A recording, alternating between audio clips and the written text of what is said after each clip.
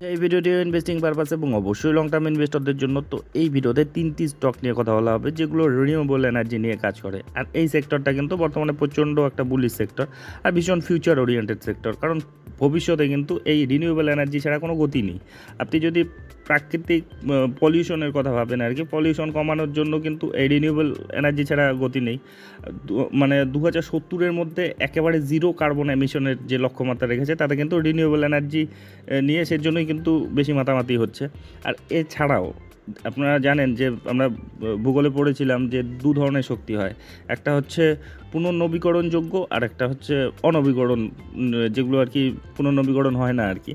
তো সেক্ষেত্রে যেগুলো ইউজ করা হতো আগে এনার্জি সোর্স হিসাবে, যেমন কয়লা, খনিজ তেল, সেগুলো কিন্তু দিন দিন নিঃশেষিত হয়ে যাচ্ছে। তো এক্ষেত্রে রিনিউয়েবল এনার্জি যেগুলো যতদিন পৃথিবী থাকবে ততদিন কিন্তু এই এনার্জি মানে এগুলো থেকে এনার্জি কিন্তু আমরা পেতে থাকবো। তো অবশ্যই সেই জন্যই এই সেক্টরটাকে কিন্তু ভীষণ ফিউচার ওরিয়েন্টেড একটা সেক্টর হিসেবে ধরা হচ্ছে। তো এই সেক্টরের এই 3টি স্টক, তো এই 3টি স্টকের মধ্যে একটিকে মোটামুটি কিন্তু মাঝে মাঝেই বলা হয়, কিন্তু যে দুটো স্টক এতে শেয়ার দরের দামও বেশি, এগুলো কিন্তু লার্জ ক্যাপ ধরনের কোম্পানি, কিন্তু তা সত্ত্বেও এগুলো কমই আর কি প্রচারে থাকে।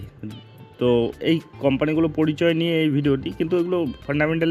প্রথম যে কোম্পানিটি নিয়ে কথা বলা হবে সেটা হচ্ছে হিতাচি এনার্জি ইন্ডিয়া লিমিটেড। তো এই কোম্পানি, যেটা পুরনো নাম ছিল আর কি ABP power products and system India limited, তো বর্তমানে এই নামেই পরিচিত। তো এই কোম্পানির যে বিজনেস আর কি রিনিউয়েবল সেক্টরে বিভিন্ন ধরনের যে এনার্জি সোর্সগুলো হয়, যেমন wind energy, solar energy, green energy, clean energy, সমস্ত ধরনের এই এনার্জি সোর্স নিয়ে এরা কাজ করে। তো এর সঙ্গে এরা ইঞ্জিনিয়ারিং, প্রোডাক্ট, সলিউশন, সার্ভিস বিভিন্ন ধরনের তারা প্রোভাইড করে। তারপরে পাওয়ার টেকনোলজি নিয়ে কাজ করে। তো এই কোম্পানি কিন্তু জাপানের আর কি, এই গ্রুপটা আর কি, এই মানে জাপানি গ্রুপের একটা কোম্পানি। তো এটা শুধু আমাদের দেশেই না, মানে গোটা বিশ্বজুড়েই কিন্তু এদের বিজনেস রয়েছে, এবং এক্ষেত্রে কিন্তু ওয়ার্ল্ডস লিডিং কোম্পানি এটা আর কি, হিতাচি এনার্জি ইন্ডিয়া লিমিটেড। তো এটা যদি রিটার্ন দেখুন গত 6 মাসে 82% মতো রিটার্ন, এক বছরে 137%, 5 বছরে দেখুন 49,601% মতো রিটার্ন। তো বুঝতেই পারছেন কী হারে এটা পারফরমেন্স দিয়েছে। তো শুধু এই কোম্পানি না, আপনি এনার্জি সেক্টরের যে কোনো পাওয়ার সেক্টরের যদি কোম্পানিগুলোতে যান, প্রত্যেকটি কিন্তু বড় বড় রিটার্ন দিয়েছে। সে small cap, mid cap, large cap, সব ধরনের কোম্পানিতেই কিন্তু বড় রিটার্ন আপনি দেখতে পাবেন। তো যাই হোক, এ ধরনের কোম্পানি কিন্তু মানে হাই ভ্যালুয়েশনে চলে গিয়েছে। দেখুন এদের পিইটা 315 চলে গিয়েছে। এটা কিন্তু একটু রিস্কি হয়, মানে এই পিইটা কন্ট্রোলে আনতে বা মানে কুল ডাউন হতে কিন্তু অনেকটাই সময় লেগে যেতে পারে। যে বড় একটা কারেকশন বা কনসলিডেশন ফেজ, কিংবা তাদের যদি প্রফিটেবিলিটি বা ইপিএসে প্রচণ্ড বৃদ্ধি হয়, তবেই কিন্তু এটা কিন্তু ভ্যালুয়েশনটা মানে কুল ডাউন হবে। তো এই ব্যাপারটাতে অবশ্যই নজর রাখবেন। রিটার্ন অন ইকুইটি 8%-এর মতো রয়েছে, বুক ভ্যালু 289 মতো রয়েছে, আর বর্তমানে 7,500 টাকায় চলছে। ফেস ভ্যালু 2 রয়েছে, ডিভিডেন্ডও দিচ্ছে। বিজনেসের গ্রোথটা কেমন দেখুন, যদি লং টার্মে হিসেবে দেখেন, দেখুন 2019-এ 3236 কোটি ছিল, সেটা বর্তমানে 4876 কোটি। মানে খুব যে দ্রুত গ্রো করছে সেটা কিন্তু না, কিন্তু তার সেই অনুপাতে আর কি, যে হারে তাদের বিজনেস গ্রো হচ্ছে তার চেয়ে অনেক বেশি কিন্তু রিটার্ন দিয়ে ফেলেছে আর কি বলতে গেলে। আর যদি প্রফিটেবিলিটি দেখেন, 165 কোটি ছিল 2019-এ, সেটা এখন 101 কোটি। তো এটাই আর কি দেখার। পরবর্তী কোয়ার্টারগুলোতে কিন্তু অবশ্যই নজর রাখবেন, কারণ এই কোম্পানি প্রচণ্ড হাই ভ্যালুয়েশনে রয়েছে। এক্ষেত্রে কিন্তু একটা কারেকশন বা কনসলিডেশন ফেজ, কিছুটা মানে একটা মানে রিটার্ন না দেওয়া স্টেজ কিন্তু থাকতেই পারে। তো এই ব্যাপারটা অবশ্যই মাথায় রাখবেন। কিন্তু তাদের বিজনেস কিন্তু স্ট্রং রয়েছে, বিজনেসে কিন্তু তাদের গ্রোথটা সে স্লো হলেও মানে ভবিষ্যতে কিন্তু এই কোম্পানি খুব বড়, মানে এ ধরনের যে বিজনেসগুলো এগুলো জাস্ট কিন্তু শুরু, এই সেক্টরটার যে এই কর্মকাণ্ডগুলো শুরু, এগুলোর কিন্তু অনেকটা মানে প্রচুর গ্রোথ বাকি রয়েছে। তো যাই হোক, এই কোম্পানির যদি আপনি ব্যালেন্স শিটটা দেখেন, 1216 কোটির এদের রিজার্ভ রয়েছে, আর ঋণ রয়েছে 338 কোটির। তো তার চেয়ে অনেক বেশি তাদের রিজার্ভ রয়েছে। তো তার মধ্যে লং টার্মে একেবারেই নেই আর কি, শর্ট টার্মেই রয়েছে ম্যাক্সিমামটা 280 কোটি। শেয়ার হোল্ডিং প্যাটার্ন যদি দেখেন, ম্যাক্সিমামটাই মানে যতটা থাকা যায় প্রমোটার ততটাই রয়েছে, 75%। এফআই রয়েছে 4%-এর কাছাকাছি, ডিআই রয়েছে 8.5%-এর কাছাকাছি, আর পাবলিক রয়েছে 12%-এর মতো। তো প্রচণ্ড স্ট্রং রয়েছে এর ব্যালেন্স শিট। তো এই কোম্পানিটিকে আপনার নজরের মধ্যে রাখতে পারেন। এরপরে যেটা কোম্পানি রয়েছে সেটা হচ্ছে এবিবি ইন্ডিয়া লিমিটেড। তো এই কোম্পানির যদি দেখেন, এরাও এই সেক্টরে একই ধরনের বিজনেস করে, এদের বিজনেস নেটওয়ার্কও প্রচণ্ড বড় এবং এটাও মানে লার্জ ক্যাপ ব্লু চিপ ধরনের কোম্পানি, লার্জ ক্যাপে পৌঁছে গিয়েছে এই কোম্পানি এবং গোটা বিশ্বজুড়ে এদের কিন্তু বিজনেস রয়েছে। তো এই কোম্পানির যদি দেখেন এদের রিটার্নটা দেখুন কত, 1 বছরে 95% মতো রিটার্ন, 5 বছরে 420% রিটার্ন।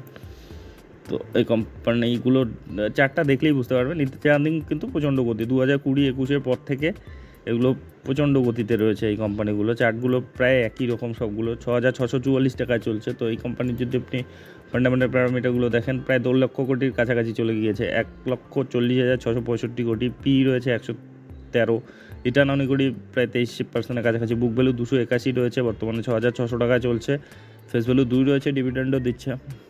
এই কোম্পানির যদি আপনি বিজনেসের গ্রোথটা দেখেন তো এখানে দেখুন 2018-তে ছিল 6,690 কোটি, সেটা এখন 10,000 কোটি এবং প্রত্যেক বছর কনসিস্টেন্টলি গ্রো করছে। তো সঙ্গে যদি এদের প্রফিটেবিলিটি দেখেন 2018-তে ছিল 511 কোটি, সেটা এখন 1,242 কোটি। মানে এই কোম্পানির যে শেয়ার দরে গতিটা আর কি, 5 বছরে 400% রিটার্ন, সঙ্গে যে তার যে সেলসের গ্রোথ বা প্রফিটেবিলিটির গ্রোথের সঙ্গে কিন্তু সামঞ্জস্য রয়েছে আর কি। তো এই কোম্পানির যদি আপনি দেখেন এদের ব্যালেন্স শিটটা দেখুন, প্রচণ্ড স্ট্রং এদের রিজার্ভ, 5,902 কোটি রিজার্ভ এবং সেটাও কিন্তু গ্রো করছে কনসিস্টেন্টলি। আর ঋণ নেই বললেই চলে, একেবারে ঋণমুক্ত কোম্পানি। হ্যাঁ, লং টার্মে শর্ট টার্মে কোনো ঋণই দিয়ে সামান্য লিজ লায়াবিলিটি রয়েছে, তো একেবারে ঋণমুক্ত কোম্পানি। তো প্রচণ্ড স্ট্রং রয়েছে এর ব্যালেন্স শিট। যদি শেয়ার হোল্ডিং প্যাটার্নটা দেখেন, এখানেও ম্যাক্সিমাম যতটা থাকা যায় মানে একটা কোম্পানি ক্ষেত্রে 75%-এর মতো রয়েছে প্রোমোটর, আর এফআই রয়েছে 10.72%, ডিআই রয়েছে 6.92%, আর পাবলিক রয়েছে মাত্র 7%-এর কাছাকাছি। তো প্রচণ্ড স্ট্রং, এটা ফান্ডামেন্টালি প্রচণ্ড স্ট্রং একটা কোম্পানি, লার্জ ক্যাপ ধরনের কোম্পানি। তো এই কোম্পানিটিকে আপনার নজরের মধ্যে রাখতে পারেন। তো আরও একটি যেটা কোম্পানি বড় গ্রুপের কোম্পানি, জেএসডব্লিউ গ্রুপের, জেএসডব্লিউ এনার্জি লিমিটেড।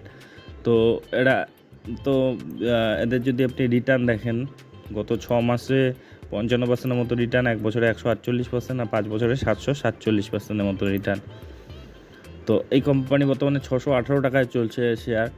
এর যদি আপনি ফান্ডামেন্টাল প্যারামিটারগুলো দেখেন, এটাও লার্জ ক্যাপ কোম্পানি, 1,08,554 কোটি মার্কেট ক্যাপিটাল, পি রয়েছে 66, রিটার্ন অন ইকুইটি 7%-এর কাছাকাছি, বুক ভ্যালু 121 রয়েছে, বর্তমানে 621 টাকায় চলছে, ফেস ভ্যালু 10 রয়েছে, ডিভিডেন্ড দিচ্ছে 0.33% হিসাবে। এদের যদি বিজনেসটা দেখেন তো বিজনেস দেখুন 2018-তে এদের সেলস হতো 8,000 কোটি, সেটা এখন 11,400 কোটি, যেটা আরও বাড়বে, ফোর্থ কোয়ার্টার বাকি রয়েছে। আপনি যদি এদের প্রফিটেবিলিটি দেখেন 85 কোটি ছিল সে সময় হুট করে কমে গিয়েছিল তাদের যে প্রফিটেবিলিটি, তো এখন কিন্তু 1,661 কোটি, আর তারা কিন্তু কনসিস্টেন্টলি গ্রো করছে। দেখুন তারপরে বছর 684, তারপরে 1000 হলো, কোভিড টাইমে একটু কমে গিয়েছিল, তারপরে 1,700, তারপরে একটু কমে গিয়েছে এর আগের যে বছরে 1,480 কোটি, 1,500, বর্তমানে 1,661 কোটি। তো যাই হোক, আপ ডাউন হতেই পারে, কিন্তু এই কোম্পানি কিন্তু ব্যাকআপ খুব ভালো রয়েছে আর কি। জেএসডব্লিউ গ্রুপের একটা কোম্পানি, এক্ষেত্রে এই কোম্পানির এই ছোটোখাটো যে আপ ডাউনগুলো ওগুলো তারা মেকআপ করার মতো তাদের ক্ষমতা রয়েছে। এদের যদি আপনি রিজার্ভ দেখেন, 18,236 কোটি রিজার্ভ, আর ঋণও কিন্তু রয়েছে ম্যাক্সিমাম 22,417 কোটি লং টার্মে ঋণ রয়েছে। তো এ ধরনের কোম্পানিগুলো যেগুলো আর কি মানে ভিশন নিয়ে কাজ করে আর কি, যে 10 বছর, 15 বছর, 20 বছরের যে টার্গেট নিয়ে কাজ করে, আপনি টাটা মোটর বা টাটা পাওয়ারকেই দেখুন, ওদেরও কিন্তু ঋণ রয়েছে। কারণ আপাতত এই সেক্টরগুলোতে জাস্ট এগুলো কিন্তু শুরু তারা কাজ করেছে, তো এক্ষেত্রে প্রাথমিক ইনভেস্টমেন্টটা কিন্তু তাদের নিজের থেকেই করতে হচ্ছে। আর যে প্রজেক্টগুলো তারা হাতে পাচ্ছে প্রাথমিকভাবে, সেই প্রজেক্টগুলো কমপ্লিট হওয়ার পর তারপরে তাদের হাতে টাকা আসে, তো সেক্ষেত্রে প্রাথমিকভাবে ঋণ কিন্তু নিতেও হয় বিজনেস এক্সপানশনের জন্য। তো যেটা টাটা মোটর, টাটা পাওয়ার, এগুলোর ক্ষেত্রেও আপনারা দেখতে পারবেন। তো এক্ষেত্রেও সেটাই দেখা যাচ্ছে। তো অবশ্যই প্রফিটেবিলিটি যেহেতু রয়েছে, সেইগুলো মেকআপ দেওয়ার মতো এদের ক্ষমতা রয়েছে, আর বড় গ্রুপের কোম্পানির সঙ্গে বড় ব্যাকআপ রয়েছে তাদের। এই কোম্পানির যদি শেয়ার হোল্ডিং প্যাটার্ন দেখেন, দেখুন 69%-এর মতো রয়েছে প্রোমোটর, এফআই রয়েছে 13.34, আর ডিএই রয়েছে 9.5%-এর মতো, আর পাবলিক রয়েছে 8%-এর কাছাকাছি। তো অবশ্যই ডেটাগুলো পজিটিভ রয়েছে। আর লার্জ ক্যাপ ধরনের কোম্পানি, বড় গ্রুপের কোম্পানি, তো এই কোম্পানিগুলোকে কিন্তু আপনারা স্টাডি করতে পারেন আর কি। এগুলো লার্জ ক্যাপ ধরনের কোম্পানি, সঙ্গে ভরসাও আর কি রয়েছে আর কি রিটার্নের সঙ্গে সঙ্গে। তো এই কোম্পানিগুলো পরিচয় নিয়ে এই ভিডিওটি ছিল। তো এই ধরনের ভিডিও যদি আপনাদের উপকারে লেগে থাকে তবে অবশ্যই চ্যানেলটি সাবস্ক্রাইব করে রাখবেন। তার একটা বিষয় অবশ্যই, এগুলো কোনো ধরনের রিকমেন্ডেশন নয়, কারণ আমি শেয়ার বাজারে কোনো বিশেষজ্ঞ নই কিংবা রেজিস্টার্ড অ্যানালিস্টও নই। আমি যা দেখছি, শিখছি, অনুভব করছি সেগুলো আপনাদের সঙ্গে শেয়ার করছি। আর আপনারা যখন ইনভেস্টমেন্ট করতে যাবেন আরও ডিপলি অ্যানালাইসিস করবেন, আপনার যে ফিনান্সিয়াল অ্যাডভাইজার রয়েছে তাদের উপদেশ নেবেন, আর অবশ্যই রিস্ক ম্যানেজমেন্ট ঠিকঠাক রেখে তবেই কিন্তু ইনভেস্টমেন্টের কথা ভাববেন। তো যাই হোক, ভিডিওটি শেষ পর্যন্ত দেখার জন্য ধন্যবাদ।